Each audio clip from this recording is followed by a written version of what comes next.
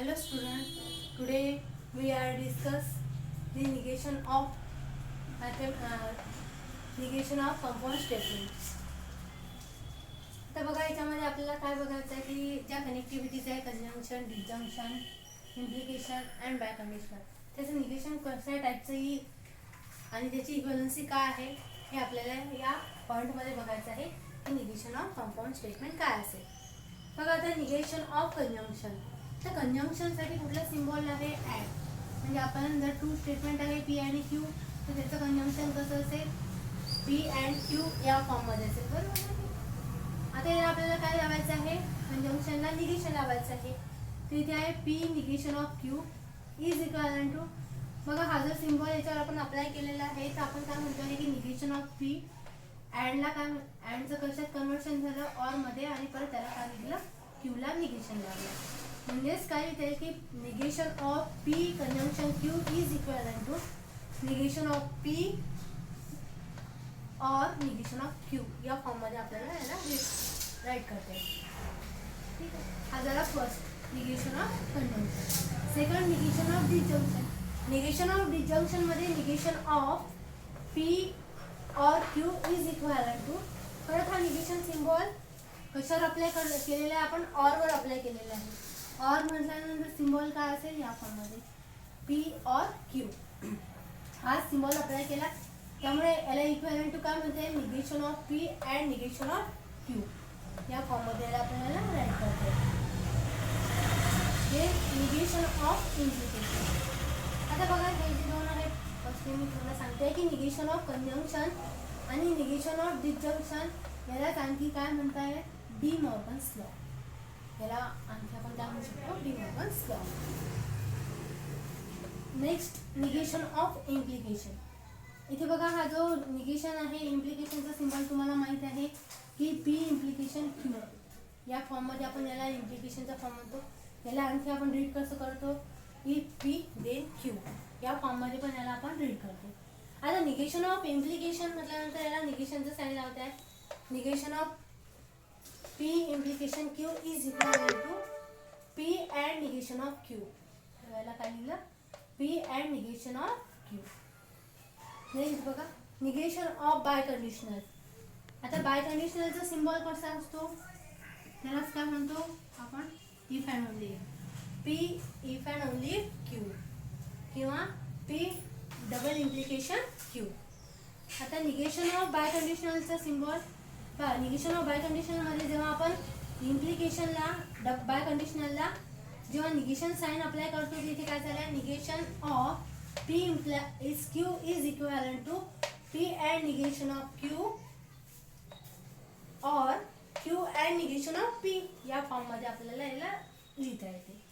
ठीक आहे. आता ह्या झाल्या negation of conjunction, disjunction, implication and biconditional कसं करता येईल आणि त्याची इक्विव्हॅलन्सी आपल्याला काय लिहिता येईल. म्हणजे आता आपल्याला जर कुठेही याचा यूज करायचा असेल तर निगेशन P अँड Q च्या ऐवजी आपल्याला काय लिहिता येईल negation of P or negation of Q. negation of P disjunction Q च्या ऐवजी काय लिहिता येईल की negation of P conjunction negation of Q या फॉर्म मध्ये लिहिता येईल. negation of P implies Q लाच काय लिहिता येईल इज इक्वल टू म्हटल्यानंतर P conjunction negation of Q या फॉर्म मध्ये लिहिता येईल. negation of by condition मध्ये काय लिहिता येईल negation of P by conditional Q is equivalent to P conjunction negation of Q or P conjunction negation of P या फॉर्ममध्ये आपल्याला बघा. आता नेक्स्ट आहे कन्व्हर्स, इन्व्हर्स अँड कॉन्ट्रापॉझिटिव्ह. आता बघा इथे एक स्टेटमेंट पॅटर्न दिलेला आहे तुम्हाला की P इम्प्लाइज Q याला आपल्याला कन्व्हर्स, इन्व्हर्स अँड कॉन्ट्रापॉझिटिव्ह फॉर्ममध्ये कसं लिहिता येईल. त्या first P implies Q is called as converse of P implies Q या फॉर्ममध्ये लिहिता येईल. बरोबर आहे. Then negation of P implies negation of Q is called as inverse of P implies Q. Then third, negation of P implies negation of Q implies negation of P is called as contrapositive of P implies Q.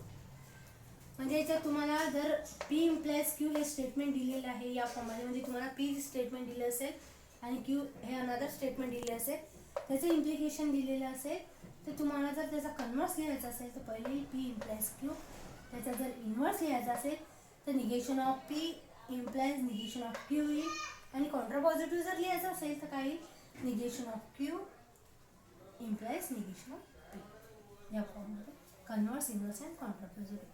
मग आता आपण काही example पाहूया की negation of compound स्टेटमेंटचे.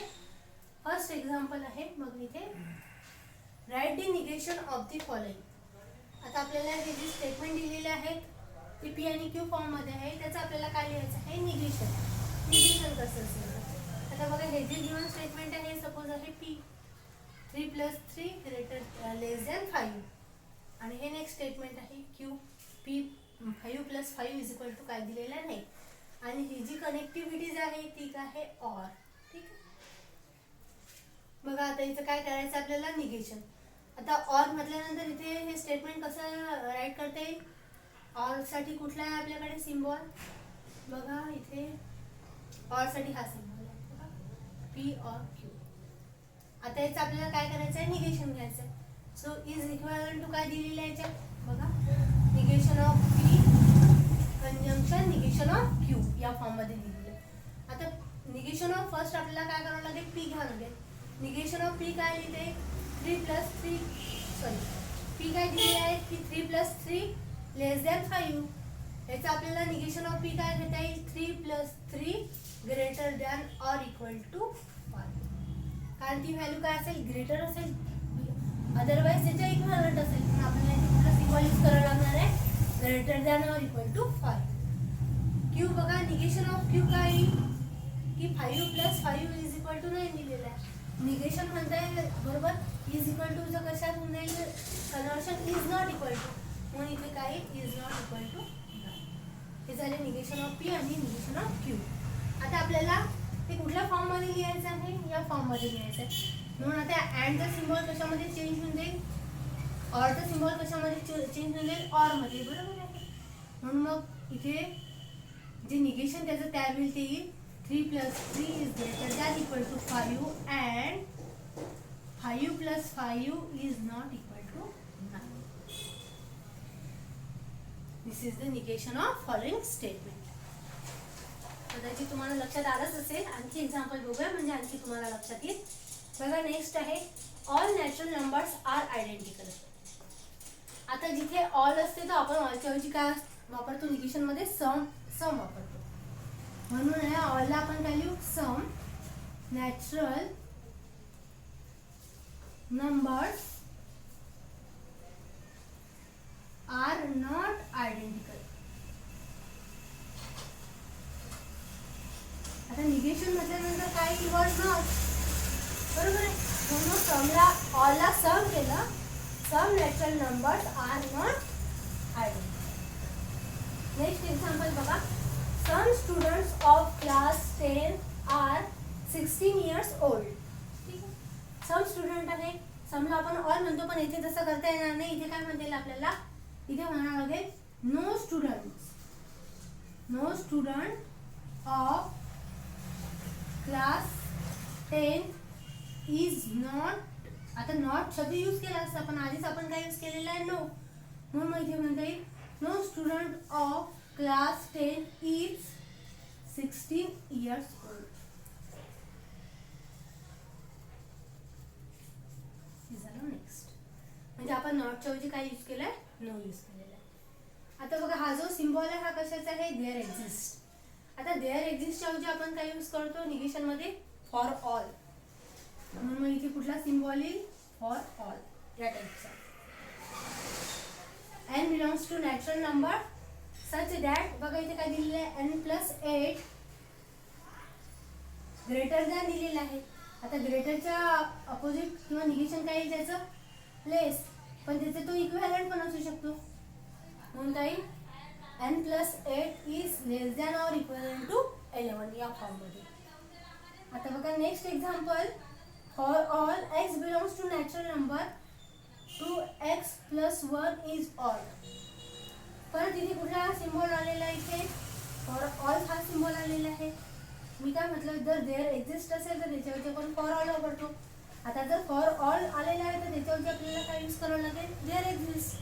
म्हणून इथे कुठला सिम्बॉल आहे, there exist. X belongs to काही नॅचरल नंबर. कॅपिटल एन आपण कशा डिनोटेट करतो, natural number. Such that 2x plus 1 is odd. आता याचं निगेशन काय होईल मग, 2x plus 1 is not odd. ठीक आहे, इथे नॉट ऑड म्हणजे इव्हन असं लिहायचं नाही. इथे तुम्हाला यूज करावा लागेल नॉट हा शब्द, हाच वर्ड इथे यूज करावा लागेल. हे या टाईपचे एक्झाम्पल झाले की negation of the following statements. आता जे बाकीचे एक्झाम्पल आले जे तुम्हाला सॉल्व्ह करायचे ते तुम्ही सॉल्व्ह करून घ्यायचे. ठीक आहे.